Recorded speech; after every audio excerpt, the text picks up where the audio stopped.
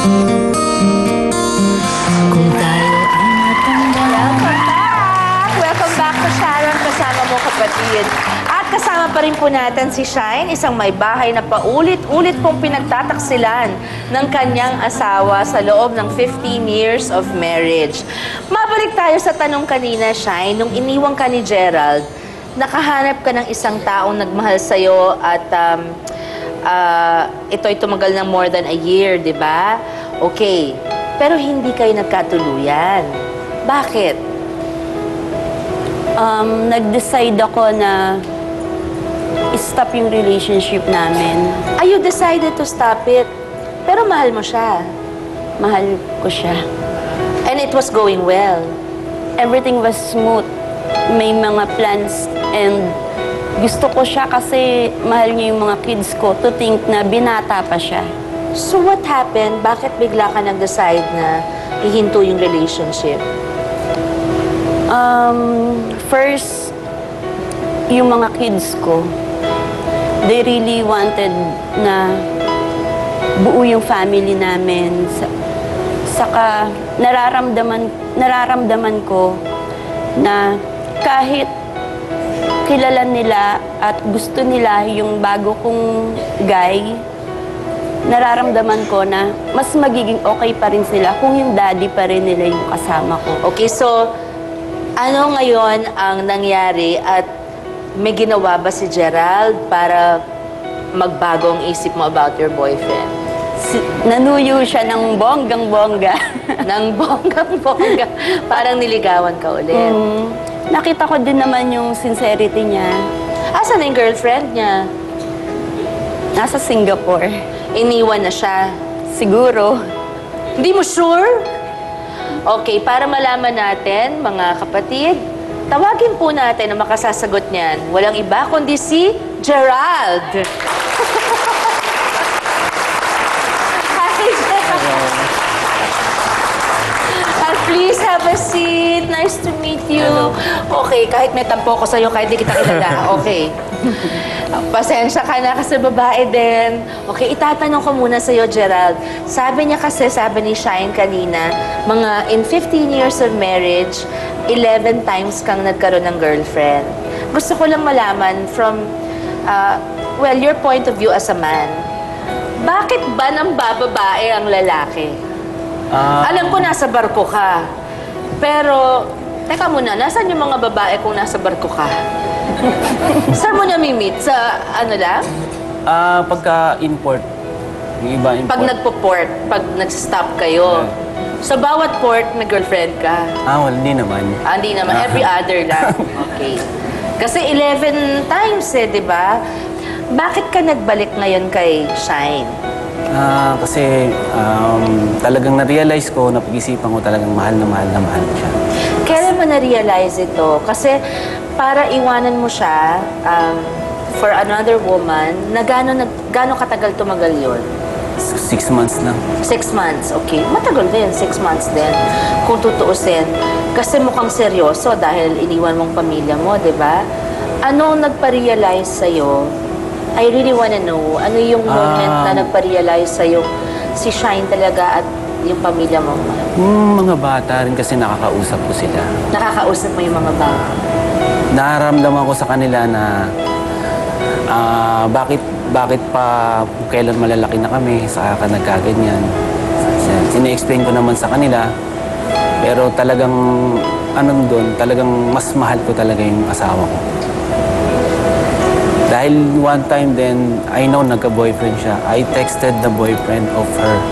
Nagselos ka? Hindi, nagmakaawa ako na sana, please, I want to buuin ng pamilya.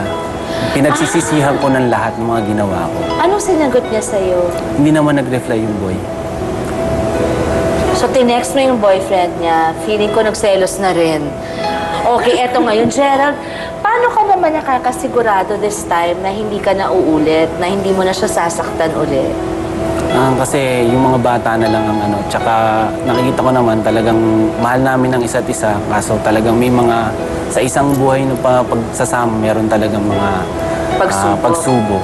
Siguro ito yung binigay. Tsaka na-realize ko rin din, kasi when nalaman ko nga, nagka-boyfriend siya, pag-uwi ko, punta na agad ako sa simbahan and then nangumpisan na ako and then naghanap pa ako ng pari talaga. So talagang buo ang loob mo. Buong loob ko talaga. Naniniwala na ako sa'yo. Hindi na tayo galit, bati na tayo. Okay? Shine, anong pinakadahilan mo at nakuha mong patawarin si Gerald? Kinonsider ko yung factor, yung kids, pero hindi siya yung main factor kung bakit nag-decide akong balikan siya. Kasi ganun din yung opinion ko na kung para lang sa mga bata, Correct. hindi tama. Kasi Hindi. paano naman ako? Oo. Paano naman yung sarili ko? Kaya lang, dumating ako sa point na ini-imagine ko yung future na kasama ko yung mga anak ko, pero iba yung dading kasama sa isang bahay. Ini-imagine ko na yon, magiging smooth kaya, magiging okay kaya ang yung lahat. Na-realize ko talaga na gusto ko, kung tatanda ako, siya yung kasama ko. So, mahal mo si Gerald talaga. Ganun din naman ako sa kanya. Napakaswerte mo naman.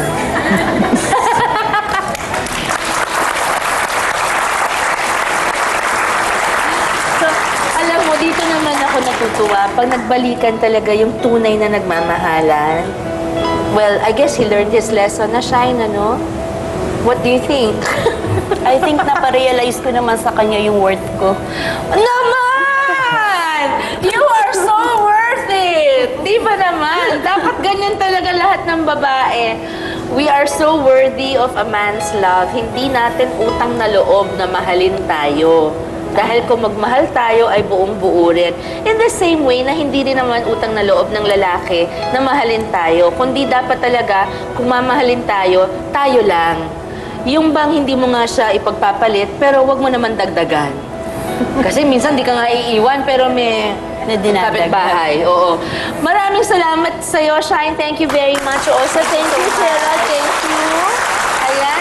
Dahil pinakita niyo sa amin ang importance ng pagiging matatag sa gitna ng kawalang pag-asa, lalo na ikaw, Shine. At ngayon naman, isang kapatid na dumaan din sa madilim na bahagi ng kanyang buhay. At ngayon, unti-unti nang bumabangon muli. Nakita na niya ang daan sa pagbabago sa loob ng isang bilangguan. Panoorin po natin ito.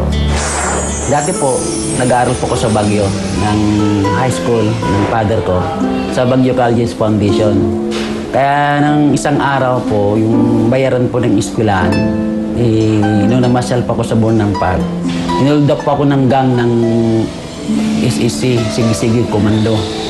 Kaya po simula nun, naiya po akong umuwi na sa bahay. Kaya doon ako sa Bornham po nalalagi. Hanggang po kinukupa ko ng isang babaeng hostess. Meron siyang boyfriend na leader ng bahala na gang. Nung kwento ko yung nangyari, sabi niya na gaganti kami. At tapos yun, simulan mo nun yun, hindi na umuwi hanggang naging member na rin pa ako ng bahala na gang. Kilalanin po si Emmanuel sa pagbabalik namin. Kasama mo, kapatid. Pumatok siya ng 5 o'clock. Pagbukas niyo po ng pinto, ano po sabi niyo? Welcome home. Yun yung sinasabi kong unconditional love. Pinagsilbihan niya ako ulit na bilang nanay ko.